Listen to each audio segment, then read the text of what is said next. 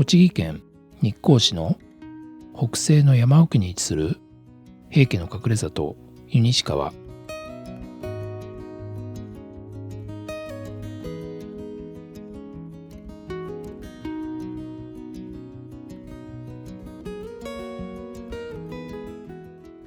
その歴史は平安時代末期、源平合戦で源氏に敗れ、日本各地に散らばった平家の落人がたどり着いたことに遡ります。温泉の開湯は1573年、平家落人の末裔が河原に湧き出る温泉を見つけたことに由来するとされ、湯西川の渓谷沿いに旅館や民家が立ち並ぶ温泉地となっています。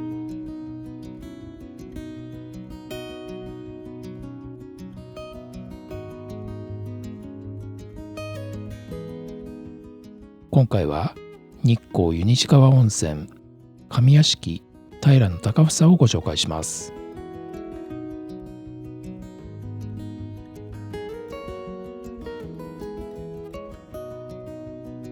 この動画では平家屋敷の趣漂う秘湯の宿平高房の歴史と概要、大浴場と貸切風呂、名物のいろり焼きによる豪華な食事の様子を含め、平高房の魅力をご紹介します。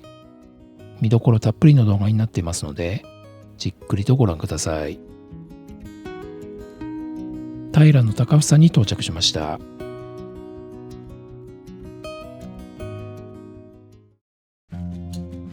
歴史と概要をご紹介します。湯西川温泉の中心街から約 1.5 キロ奥にあり、標高760メートルの丘の上に立つ武家屋敷風の一軒宿、それが平高房。昭和49年、平家の末裔にあたる初代が平家家臣の長である平高房公にちなんで命名し創業しました。現在の建物は約1万2000坪もの敷地と裏山の貴重な木材を生かして平成元年建築、平成3年には敷地内で温泉が掘削され自家源泉となっています。客室は複数の宿泊棟と離れなどから構成される全19室、プライベート感の高い宿泊が可能です。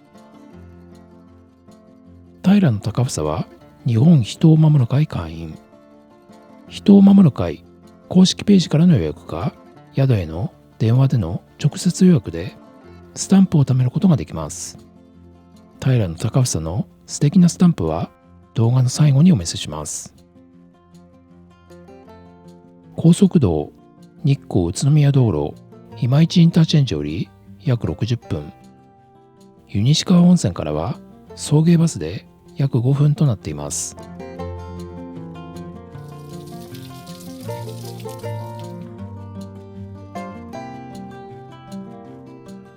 一枚板の表札と武家屋敷を思わせる重厚なエントランスから館内に入ってみましょう。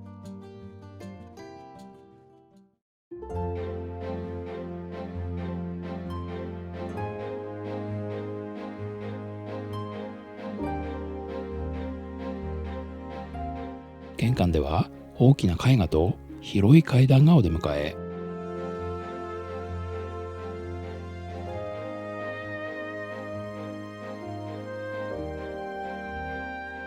階段の先には広いロビーラウンジが見えてきます。ロビーはとても開放的。天井にある梁には約9メートルもあるベイマツが使用されています。ロビーからは四季の移り変わりを眺めることができます。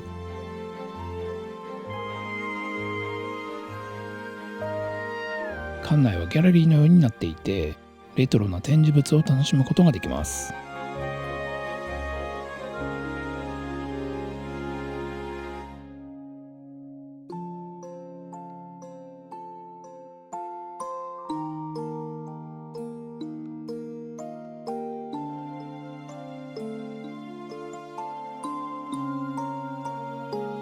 こちらはフロント。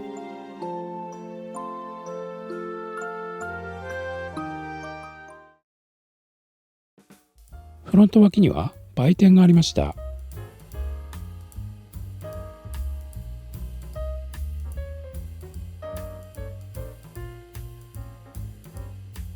こじんまりとしていますが、お土産から工芸品まで一通り揃っています。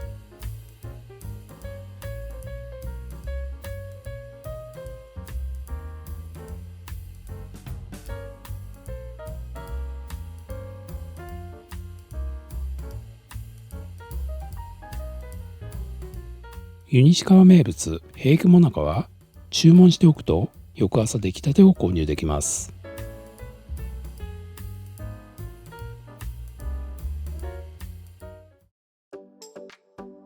宿泊するお部屋でチェックインです。客室の説明、食事の時間、お風呂の説明などをしてもらいました。チェックインは3時、チェックアウトは10時となっています。料金はこの後お部屋の説明のところで解説をします。今回のお部屋をご紹介する前に平高臼の客室について解説をします。客室は全部で19室あるんですけども、どのお部屋もお食事処やお風呂に行くには階段がありますので、足の不自由な方はご注意ください。なおエレベーターはありません。ロビーの奥にあるこちらの階段を上った先にあるのが金立亭と宗麟亭です。金立亭は2023年にリニューアルされた新しいお部屋で、モダンな内装とシモンズベッドのある和洋室となります。一方で宗麟亭は雰囲気がガラリと変わりまして、砂利と石の廊下、ヒノキや欅などの名木をふんだんに使って、まるで宗麟の中に迷い込んだような雰囲気の廊下ですよね。お部屋は6畳から16畳の和室です。離れのお部屋はこちらの望郷亭が2部屋。こちらは築80年以上の古民家を移築したお部屋で、もともとは一棟貸しだったところを2025年に2部屋に分けたということなんですね。ですので大人数であれば1棟貸し切りもできるということです。どちらのお部屋も露天風呂となんとサウナもついています。さらに離れて完成亭は一戸建てのような静かな離れ。こちらは大きな露天風呂付きです。この後金立亭、宗麟亭、そして望郷亭のお部屋をご紹介します。宿泊費ですけども、公式ページを見てみますと、最もリーズナブルな宗麟亭の6畳のお部屋が1万6000円台から、金立亭のお部屋が1万9000円台からとなっています。離れのお部屋はシャラが3万1000円台、僕らが泊まった祇園が3万3000円台、また3名からの宿泊となりますが、完成亭は2万5000円台からとなっています。ではお部屋レビューです。まずは今回宿泊した離れの望郷亭、露天風呂とサウナがついた祇園のお部屋をご紹介します。鍵はこんな感じの木製のキーホルダー付きでした。玄関はいかにも古民家風で、古材は残されていますが、全体がリフォームされていて新しくてとても綺麗です。そしてこちらがお部屋ということですけども、奥には窓がありますが、仕切りがあって外からは見えないようになってますね。そして手前には椅子とテーブルがありました。こちらは寝室側ですね。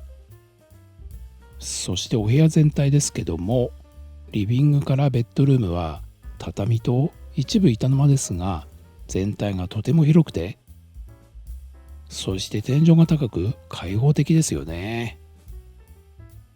この歴史を感じる梁は太くて本当に素晴らしいです。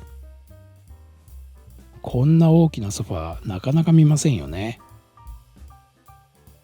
こちら側にはネスプレッソのコーヒーとポット、そしてミネラルウォーターがあります。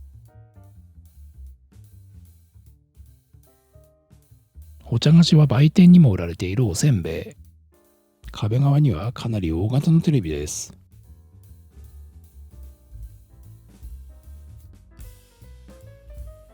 こちらの棚にはグラスと床子、そして下には冷蔵庫がありますが、中にはなんとボトルの冷水が冷やされていました。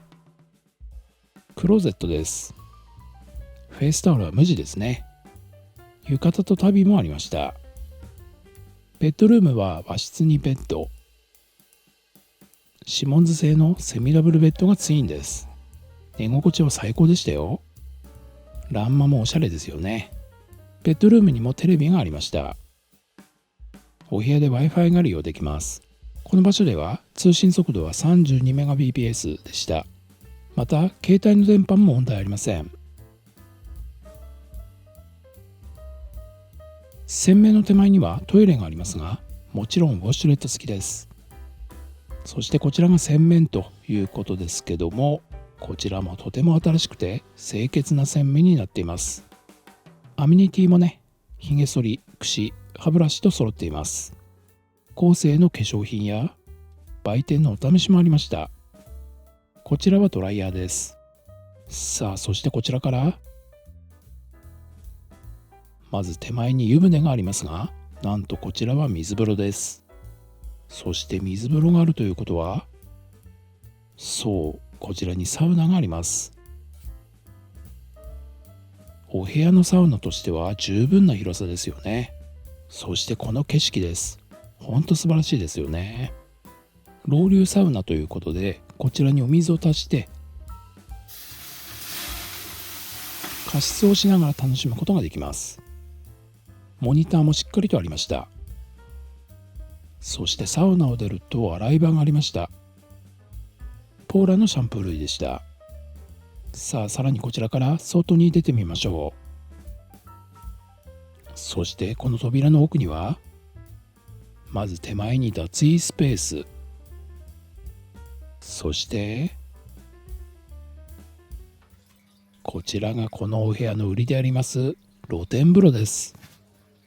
もうほんと圧巻ですよね。上に屋根があって、周囲には目隠しがありますが、開放感も十分に感じられます。そしてお風呂ですね。4、5人ゆったり入れるくらいの大きな岩のお風呂で、周囲の岩もかなり大きいですよね。奥にはね、こんな感じで庭園風の景色も見えています。お部屋でこのお風呂に入れるというのは本当に素晴らしいと思います。お湯は無色透明無臭で弱アルカリの単純温泉ですので、肌に優しい美肌の湯ということになっています。源泉 100% かけ流しでこちらからオーバーフローしていますね。そしてこちらには休むスペースもありました。続いて館内にあり、リニューアルしたばかりの金立邸のお部屋をご紹介します。金立邸101号室舞姫、半露天風呂付きの和洋室です。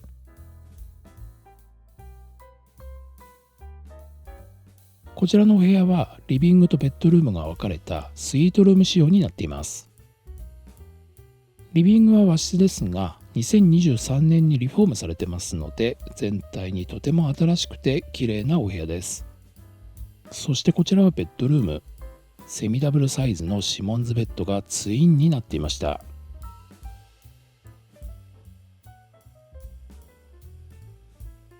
寝室にもテレビがありましたよ。こちらはクローゼット。そして洗面やトイレのスペース。こちらがこのお部屋の売りであります温泉の半露天風呂です。信楽焼の陶器の大型の湯船と、窓も2面で開放感があって、まるで森の中にいるみたいですよね。洗い場もしっかりと用意されていました。続いては雰囲気のある総林邸の中で一番大きいお部屋、その名も清盛。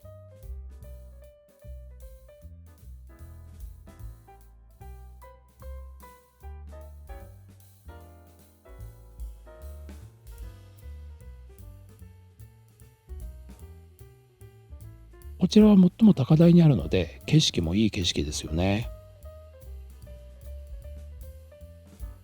お部屋は歴史を感じる純和室2間になってまして、床の間も立派で素敵ですよね。もちろんエアコン、トイレ、冷蔵庫完備です。こちらはクローゼットです。洗面とその奥にはユニットバスがありました。はい、はい、今回の浴衣です。浴衣です。じゃじゃーん、こんな感じです。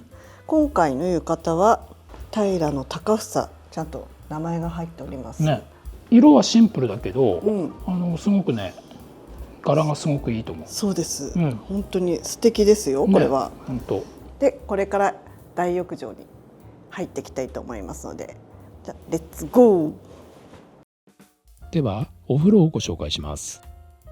まずは本館の館内にある大浴場です。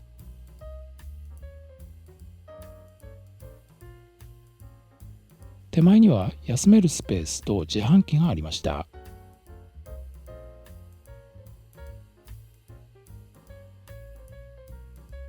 まずは女湯からご紹介します。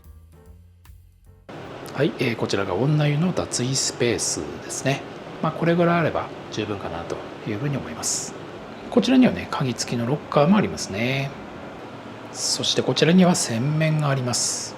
女性用のコーセーの化粧品や、あとは売店のね、お試しの化粧品なんかも用意されています。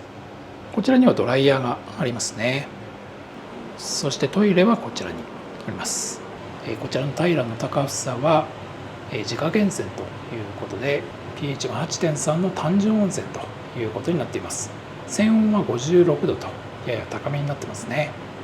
大浴場に関しては加水、加温、循環ろ過、消毒もされているということですね。ではお風呂に行ってみます。さあ、そしてこちらが大浴場ビワの音色というお風呂になります。まず一見して分かりますけども、非常にね、窓が広いんですよね。こんな感じで上の方まで窓があって、そして奥にいい景色が見えています。これはなかなか開放感ありますよね。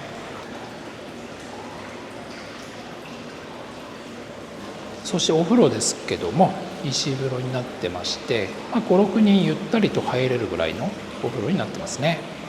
でこちらにはしっかりと手すりが用意されてまして、段差もありますので、バリアフリーも配慮されているということですね。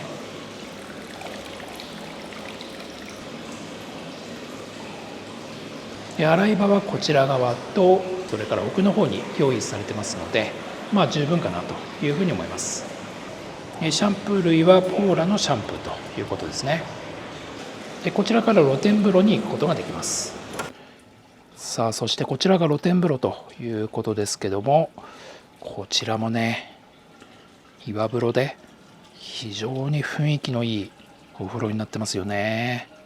少し奥の方にはこんな感じで、もみじがね、今枯れてますけども、紅葉の時期なんかは素晴らしいのかなというふうに思います。で周りはね、こんな感じで柵に囲まれてますけども、上の方は完全に露天になってまして、開放感本当素晴らしいですよね。湯船自体は石造りになってまして、こちらも 3、4人はゆったり入れそうなぐらいの広さで、なんといってもこの周りのね、ゴツゴツした大きな岩が素晴らしいですよね。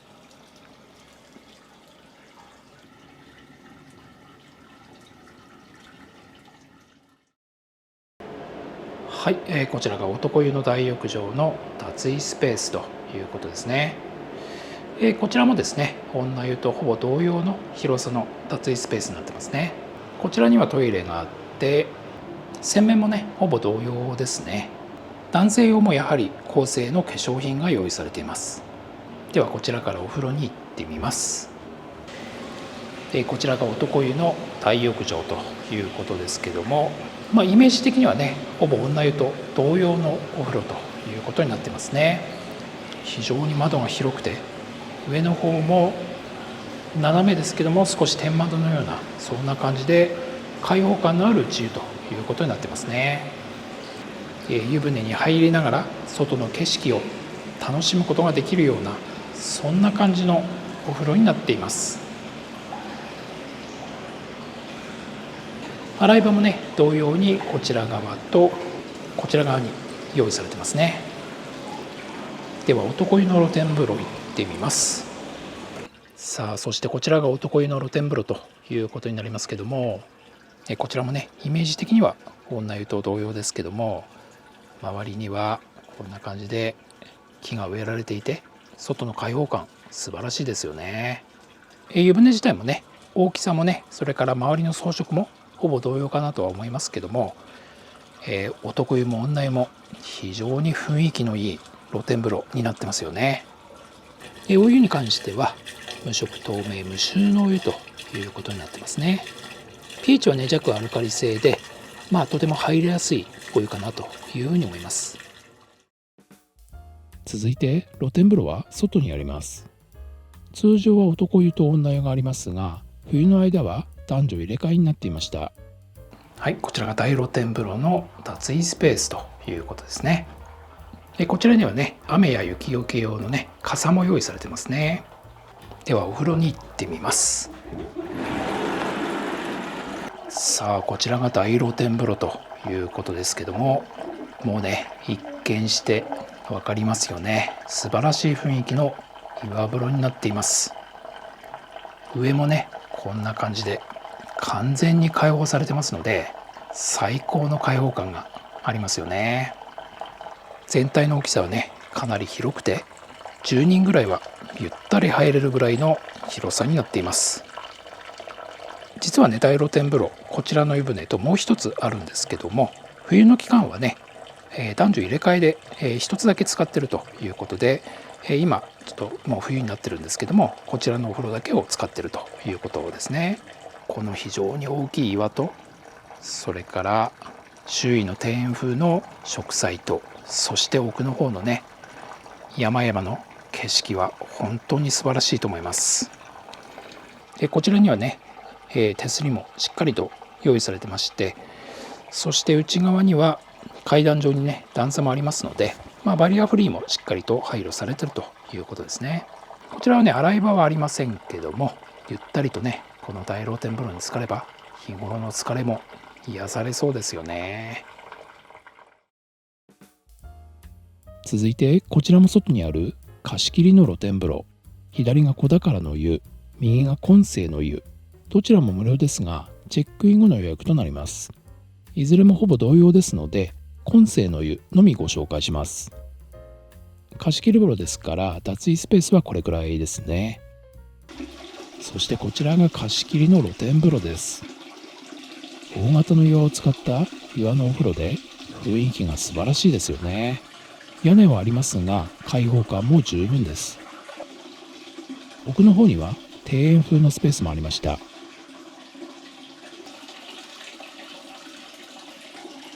どのお風呂も開放感が素晴らしい露天風呂ですよね。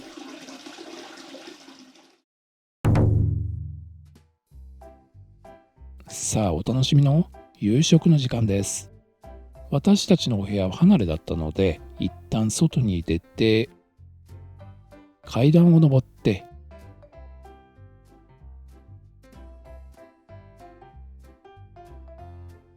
さらに階段を降りて、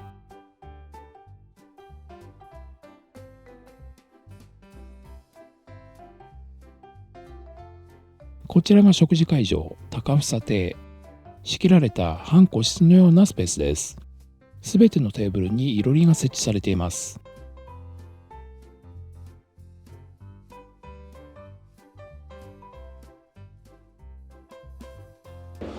雰囲気のあるね、いいお部屋。ドリンクメニューです。生ビール、焼酎、ワインや会津、栃木の地酒など一通り揃っています。飲み物はこの QR コードでね読み込むんですね。別注料理と日本酒で竹酒だね。冷えてるのこれだな。凍結竹酒でカートに追加、確定。食事のメニューです。お鍋が2つに前菜と先付け、そして真ん中にはいろりです。こちちらが湯西川名物のいろり焼きでございます。まずはじめに失礼いたします。こちらのお串が一生べらという郷土料理でございます。つくねなんですけれども、鴨肉と鶏肉に山椒とお味噌で味をつけてあります。こちらお魚にお酒が一升、一升瓶の一升ですね、飲めるという由来で一生べらと呼ばれている郷土料理でございます。白くて丸いお餅が磐梯餅という郷土料理でございます。炊いたご飯を潰して丸めて作ったお餅でして、きりたんぽのようなものですね。外側に十根味噌というエゴマを使ったお味噌塗ってありますので、そのままお召し上がりください。3品目の里芋は栃木県で採れたものでございます。手で皮を剥いていただいて、お醤油の左隣にある黄色いお味噌をつけてくださいませ。お魚がイワナの塩焼きでございます。背中は焼けておりまして、今お腹を焼いている最中でございます。あと15分から20分じっくり焼いていただいた方が美味しくお召し上がりいただけます。すごいのが来ました。すっごいキンキンに冷えてるよ。ね。乾杯。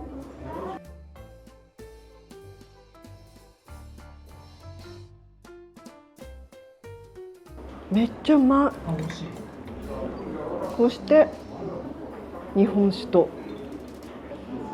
これはいいですね。合いますよ。ね今回は冷や酒だけど、熱燗もあるんだね。そうそうそう。竹の熱燗バージョンもある。そう、いろりでね、温めるやつが。私は冷たい方が好きなんで、うん。冷や酒で。このね、いろりで焼くのはいいですね、本当に。初っ端からテンションが上がってきておりますね。里芋。そう。これはね里芋。これもいろりで焼いてくれてたものなんだけど、これを皮を剥いてっていうんで、皮手で剥いていいのかな。あ、いいんじゃない。これでね、なんか専用のお味噌で食べてくださいっていうことなんで、味噌をつけて。この味噌ね、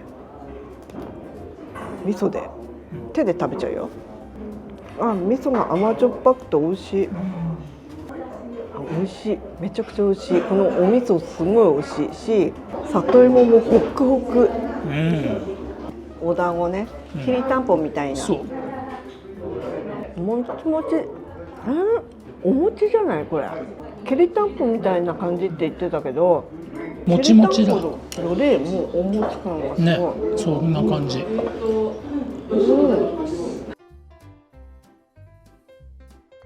きのこの琥珀ジュレ。いろんなキノコが入ってます。きのこは山で採れたきのこです。ね、そんな感じ。このジュレが美味しいですね。ね、美味しいね。すごくこう出汁が出てます。うん。美味しい。カブがついてました。飲んじゃおうかな。飲み物ですかね。美味しい。美味しかった。じゃじゃーん。これは前菜です。すごい、もうね、イチョウがいたり、もみじがいたり、本当だ。秋の装いでございます。そうだね。本当だ。はい。で、まずはこのお肉で巻いたものを食べてみようかな。美味しい。すごい歯ごたえ。中に何が入ってんだろう。アスパラかな。シャキシャキです。で、イチョウね。イチョウはもうさつまいも。これはわかるね。さつまいもってね。もみじですね。もみじ人参。レンコンカリッと揚げてます。レンコンせんべい。本当だ。カリッカリだね。カリカリ。これポテトチップスみたい。これは何だろう。これあんこ。あんこ。あん肝ね、あん肝。あん肝って感じだ。ね。それがね、鮎の甘露煮。これは骨も食べれそうだね。柔らかい。しっかり煮られてる。栗なんだね、これね。栗甘い。甘いね。きのこがすごいね。すごく美味しいです。いろんなきのこがね。日光いろはプレミアムビール、これはちょっと初めてですね。アルコール度数 7.5。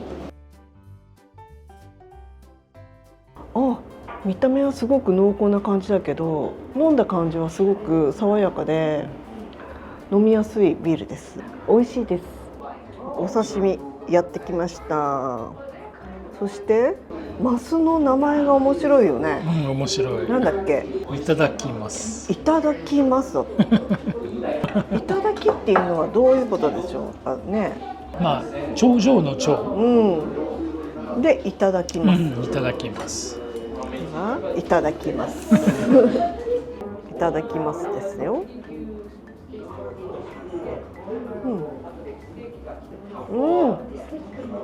あ、美味しい。とろっとろだ。湯葉もいただきます。湯葉刺しね。湯葉刺しいただきます。美味しい。湯葉刺しでもとろっとしてて美味しいんだよね。イワナのお刺身。そうなんだ。ね、珍しい。すごいよね。これもやっぱり山の幸だよね。柔らかいし美味しい。茶碗蒸しがやってまいりました。大好き茶碗蒸し。モッツァレラチーズが入ってるっていうことなんだけど、中に、なんか弾力のあるようなものがあったね。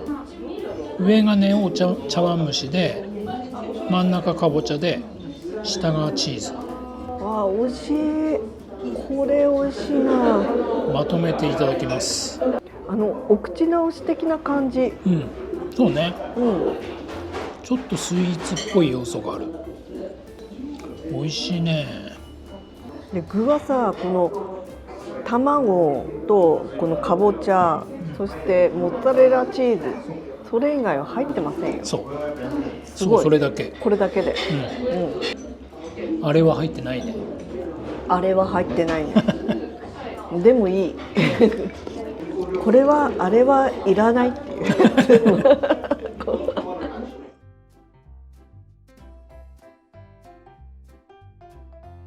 さあやってまいりました。イワナです。さあじゃあ背中からいきます。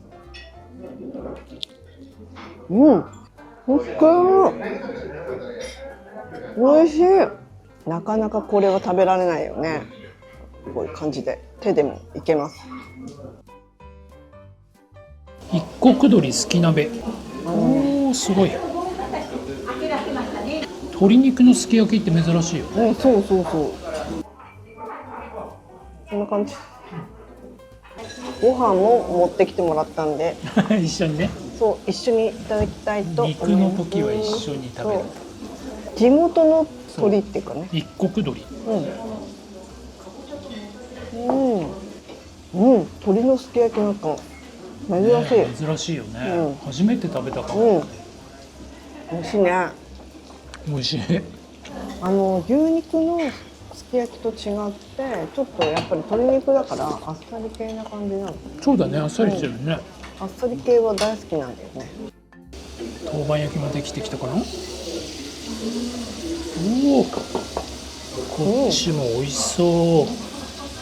これはどっちでいく？塩でいきます。すごい柔らか。脂身もそんなにすごくコテコテじゃないの。ちょうどいい感じ。美味しいね。でしかも塩とねタレと2種類選べるから。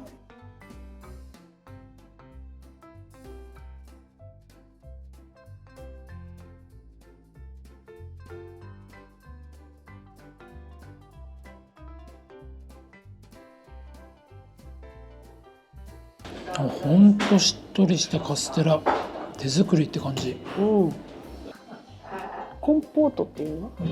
甘く煮てるのね。美味しい。そしてなんといってもシャインマスカットですよ。キンキンに冷えてて美味しい。お腹いっぱいなんだけどこうスーッと入る感じ。はい、ということで全ての料理が終わりました今日は。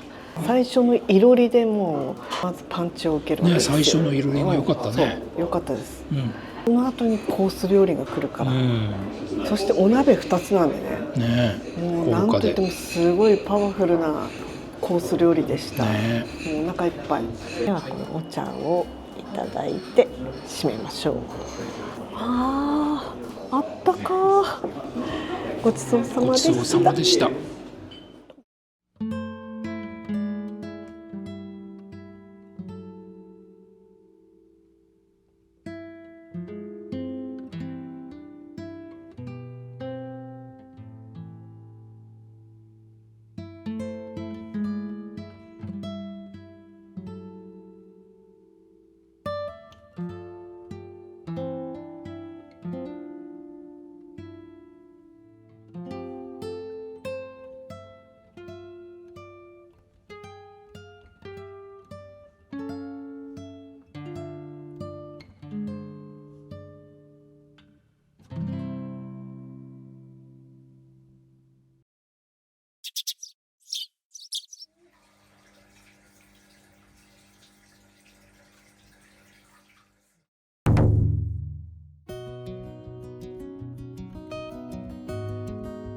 朝食も同じ会場でいただきます。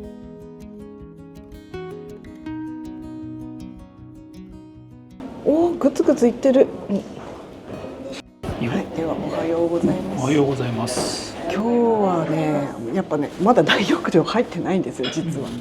部屋風呂が良すぎてね、もうサウナ、露天風呂、またサウナみたいなね、繰り返して、今朝食急いで食べて、この後大浴場に入りたいと思います、ね、ではいただきます。いただきます。いいね。ね、熱々で里芋が入ってるね。本当あれだね、具だくさんの味噌汁と、これは味噌汁よそいました。美味しそう。熱々だ。お味噌がちょっとこう甘じょっぱい感じで美味しいですよ。この箸素敵だよね。この箸。本当だ。売店でも売ってそうな感じの。売ってた。今日のおかずたち。お弁当箱のような箱にこういう小鉢がいっぱい入っております。ね、いいよね。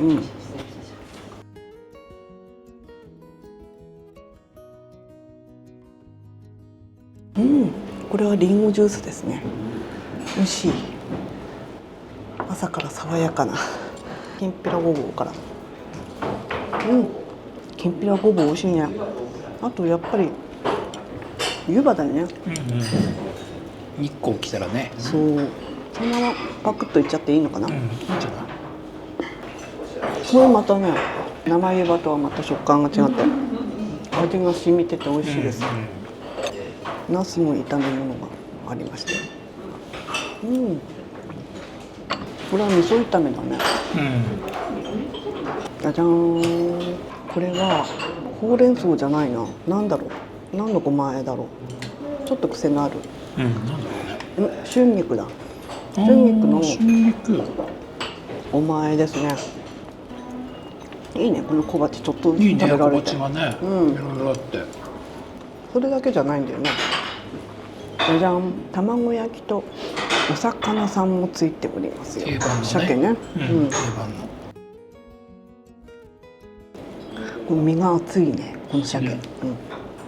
甘鮭って感じ。甘めの。でも味がしっかりしてる。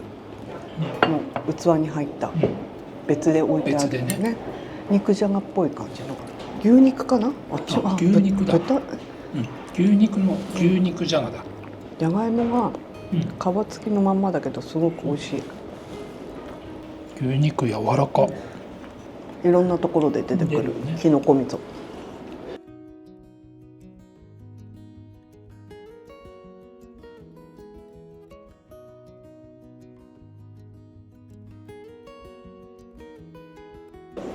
これは茶碗蒸しじゃないんだよね。お豆腐なんだよね。器可愛いよね。可愛い。昨日の茶碗蒸しも良かったけど、今日もまた変わった感じでこう浮いてる感じ、このお豆腐が。そしてトッピングはお塩です。何塩だろうこれ、ピンク色のってね、何塩だろう。綺麗な色だよね、うん、おちょっとしっかりした感じのお塩。滑らか。とろけるっていう感じじゃないんだけど、滑らかですごい食べやすい。すごいちょうど滑らか。いい硬さ。